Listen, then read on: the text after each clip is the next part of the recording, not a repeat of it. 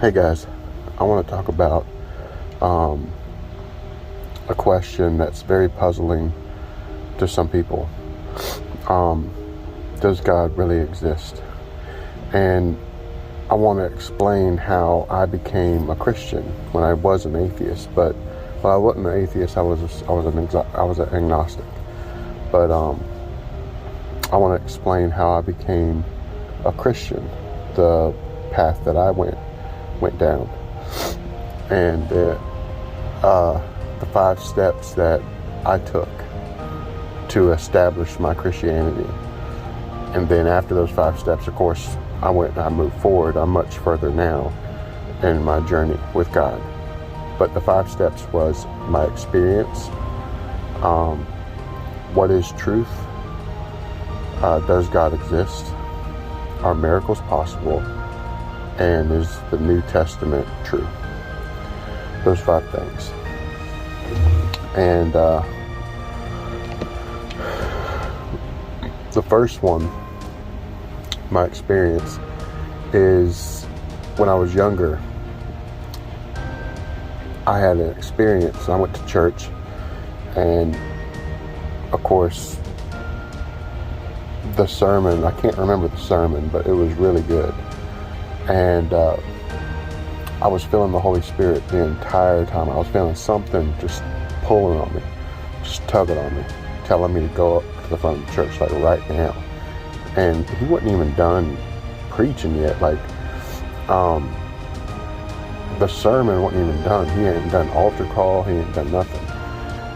And when he done altar call, I waited. I almost didn't go. And then finally, I couldn't resist it anymore. And I went up there, and I knelt down, started praying, and he came down, knelt down with me and started praying. There was all these other people praying up there. And we were praying, and then all of a sudden, out of nowhere, I started getting this real warm feeling over on the very top of my head. And it started moving, like if you can imagine if someone was pouring some like warm syrup or some kind of slow moving liquid, if they was to just pour that over your head, heat it up and pour it over your head, and it slowly started going down my head, down my neck, down my back, my arms, my whole body. And so it slowly started going down that, and all of a sudden, as soon as it happened, I had no control over my emotions. I started crying really bad. I couldn't hold it in, and I was a pretty tough guy back then. I lived in a bad neighborhood. I was what you would call a little thug, and I wasn't about to cry in front of the whole congregation. I ain't gonna cry for that, in front of them. That wasn't part of my code, but I could not resist it. And I'll never forget that experience that I had. That's what brought me to Christ, because I was just going up there to pray. I wasn't going up there to ask him in my heart. I wasn't doing this. I wasn't doing that. And the experience came the minute I asked Jesus into my heart. The minute I asked him in my heart, it just, boom, it hit me. So the experience was pretty neat. But that's what turned me into a Christian. But now, I couldn't just believe in something. I'm the type of person that I need evidence. I guess if I was like any of the disciples, I would probably be like doubting Thomas, because it's hard for me to believe something. It really is. It's hard for me to believe things that I can see right here on earth. And so When I became a Christian, I needed to find some facts about it, some evidence about Christianity to hold me in it, you know, and or to not really hold me in it, but just like build that foundation to ground me. Because I'm telling you, after that experience, there is no way I could ever walk away from Christ. No way. Because, and that ain't the first time I've ever had, I mean, that ain't the only time I've ever had the experience. I've had it multiple times since then. But that first time was incredible.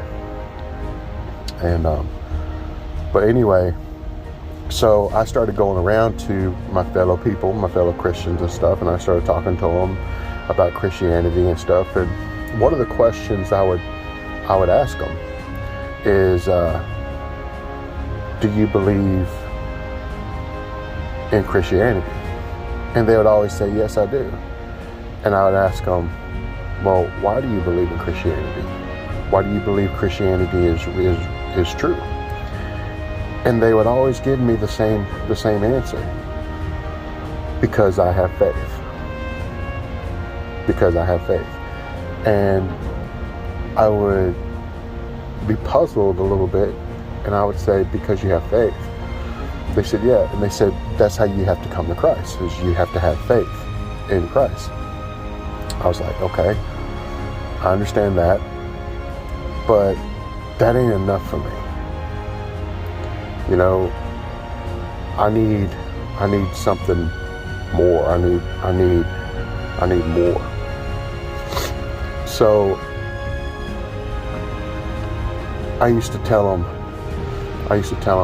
you know, that there's got to be some kind of evidence out there that God is real.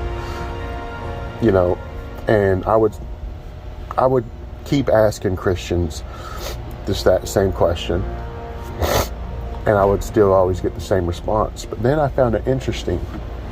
I started reading the Bible, and I came across this part where Paul said, give reason, or always be ready to give reason for the hope that you have.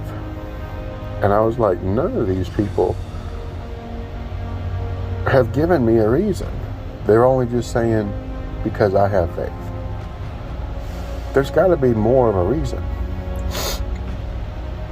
And I said, someone like me, what if someone came to Christianity and they didn't have the same experience I had? And so they're teeter-totting on Christianity, and they come up to me and ask me, well, why do you think Christianity is real? And I tell them the same thing everyone else has told me, because I have faith. I'm afraid that person is going to just walk away from Christianity. You know? So I explored, and I found a place called Cross-Examined. Frank Turek, Norman Geisler, and they wrote a book called I Don't Have Enough Faith to Be an Atheist. And I read that book, or I read some of the book, but I had the video for it and stuff, so I watched the video because I really don't like reading a lot. But I do read some whenever I get interested, especially in science and stuff like that, math, and I love math. I love anything to do with math, anything to do with science. I love all that stuff. And so I started reading them, and that's where I came up with the other 4 questions. Is, does truth exist? Does God exist? Can miracles possible? And is the New Testament accurate? Is it true? And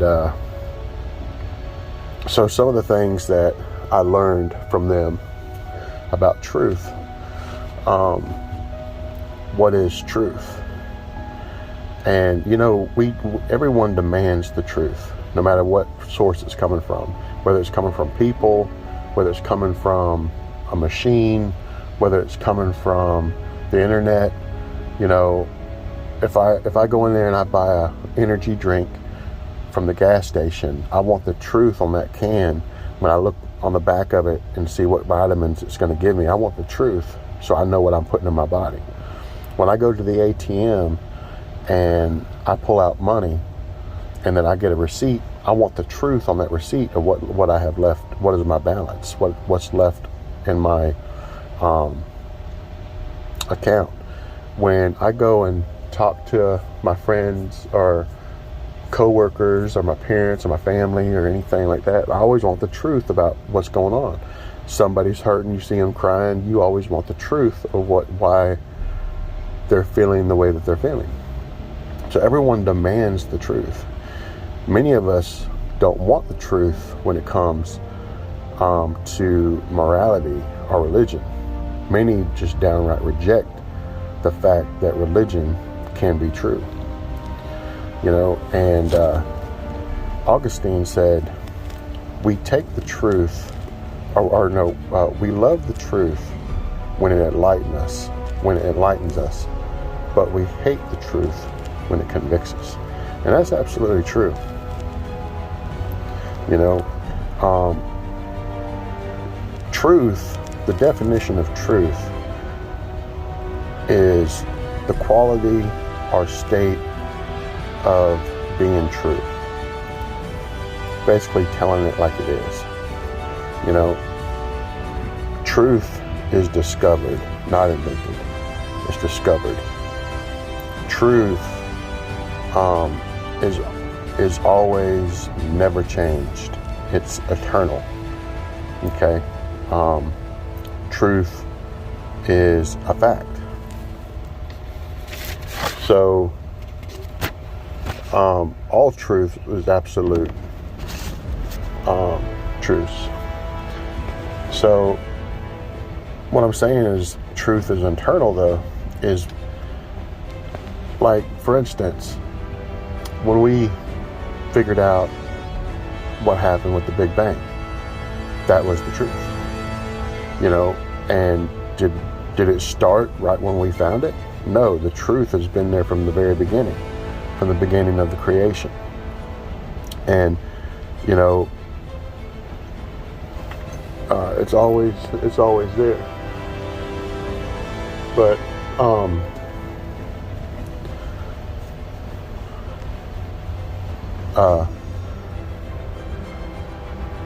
some of the things that you can do is how to identify false things or refute or how to identify false statements or trying to get the truth is turning the claim on itself.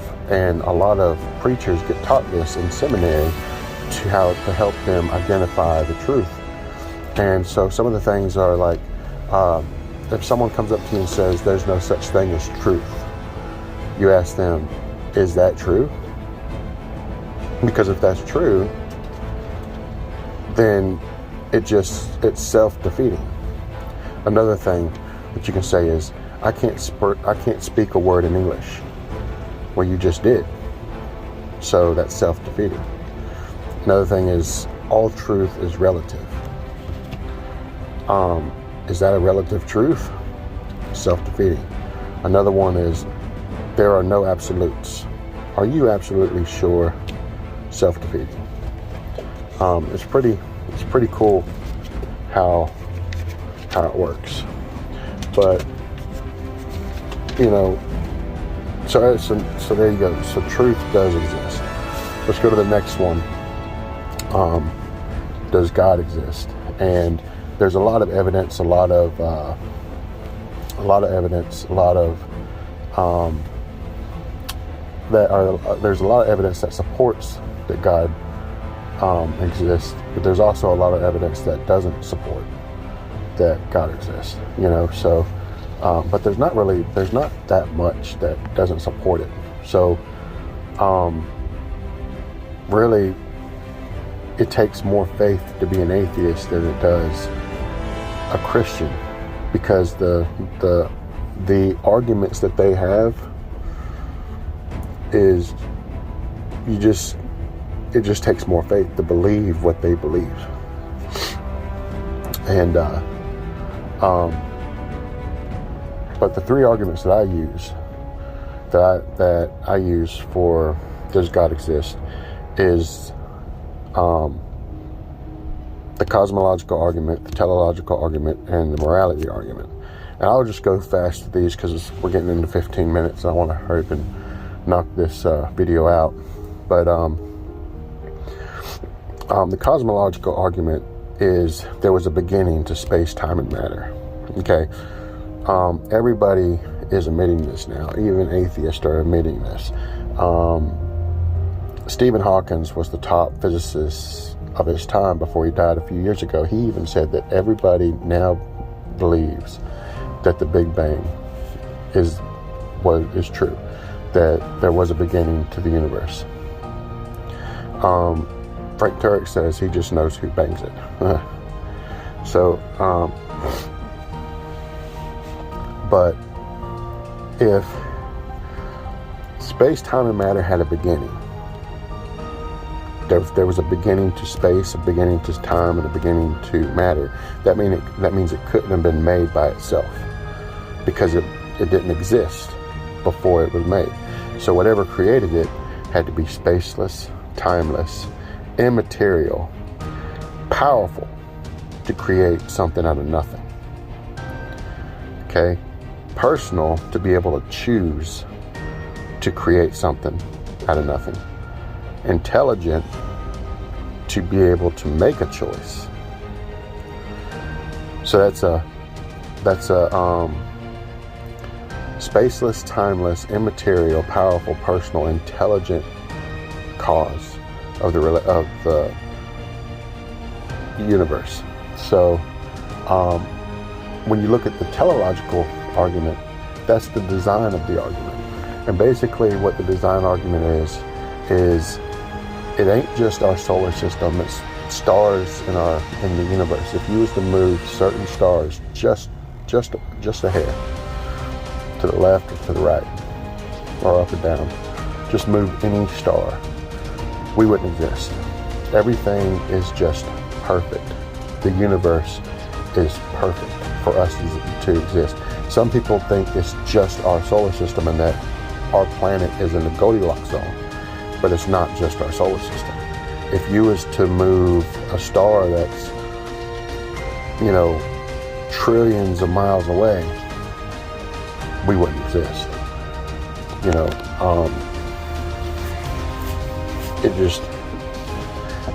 It's mind-boggling. Stephen Hawking said at the beginning, at the expansion rate, the expansion rate was 1 part in a million. If it was any difference, the universe would have collapsed back on itself and it would have never developed galaxies. Okay, so at the very beginning, it was perfect. Not at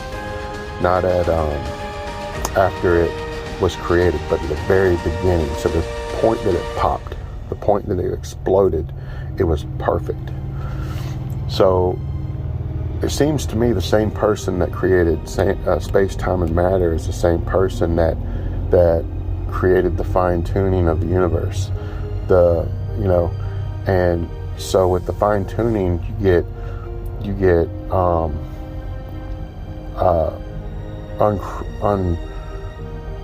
unbelievable power, of holding everything together. But then you look at the morality argument, and then the morality argument basically says that there's a standard above us that sets the bar of right and wrong, and anything that deviates from that standard is what we would call evil.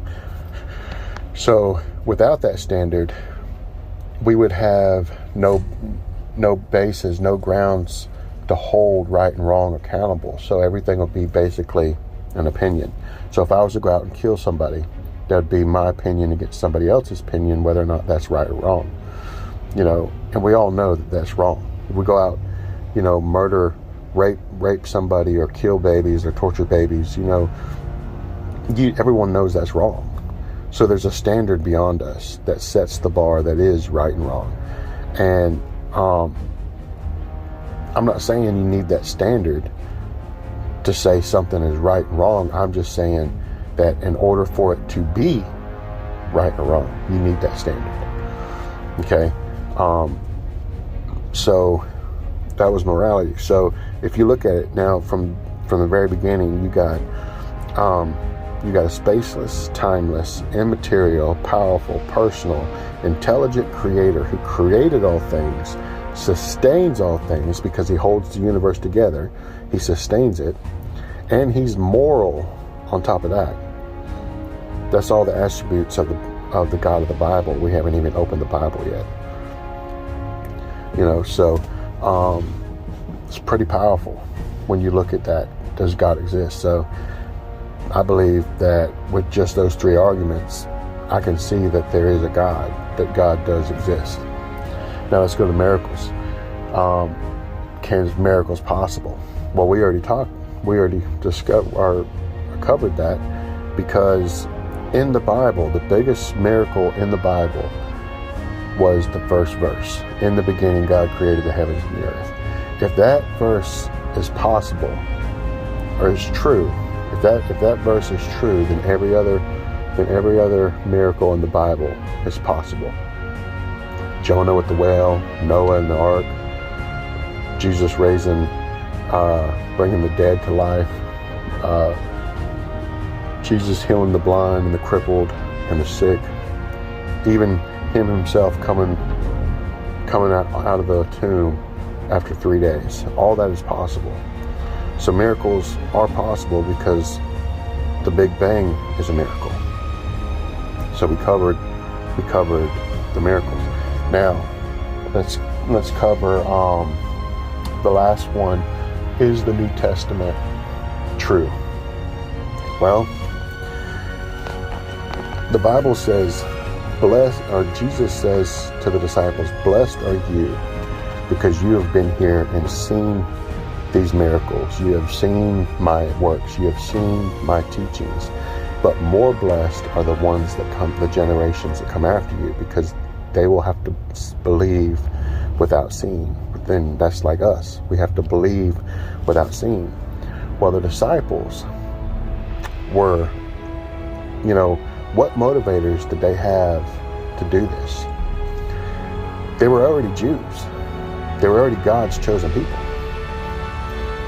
They didn't have none of the motivators that motivate people to do all the stuff they do. They got no sex, they got no power, they got no money. In fact, they got just the opposite of those. They got persecuted. They got beat. They got killed. Ultimately got killed. So once you see something, you can't unsee it. Once you see truth, you can't unsee truth. And when they saw Jesus doing all these miracles, when they saw him rise from the dead and stuff, and then go into heaven, that's enough. That's all you need to know the truth. And running from people doing what Jesus asked us to do, go feed our sheep, go spread the gospel. That's why they did what they did. It's because they saw what Jesus did. They were willing to die for their faith. We're not on that level. That's why so many of us fall away, because we haven't been there to see. We wasn't there to see, but they was. And it's not just that. There's 16 writers that came out in the first century that wrote their books. Most of them were atheists. They didn't believe in God, even though they were Jews. And some of them weren't Jews. But they would say how the disciples believed what they saw so much they were willing to die for it. That they went around and running from persecution, going to prison, getting beat down, getting crucified, the same way Jesus did, just getting killed left and right, persecuted left and right. That's what these people talked about. And they came in at the end, or they were living at the end, and they was witnessing all this stuff, that the disciples were willing to die, give their lives for the faith that they had. So I believe, just with the evidence shown, that the New Testament is true, just from that little bit right there. And plus all the other things it teaches, there are things that are right. There's archaeological evidence of like Sodom and Gomorrah. They think they might have found the ark now. They got the Ark of the Covenant. They got all these different things. They even found Caiaphas' tomb. They got all kinds of stuff. And it's not just all this evidence. This is just a fast version. They got a lot more, evidence that if you was to get the book, I Don't Have Enough Faith to Be an Atheist, or get C.S. Lewis, Mere Christianity, or Norman Geisler, some of his books. He's like the Michael Jordan of apologetics, and that's what this is apologetics. Looking to see if Christianity is really true. But there you have it. Those are the 5 reasons why I became a Christian, and why I sustained and furthered my Christianity the way that I did. And I'm a lot further now, but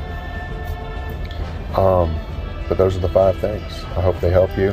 Hopefully there's some agnostics out there that it helps. Hopefully there's some atheists that it helps. But there it is. All right. It's been Kingdom Express. I'll talk to y'all later. Have a blessed day.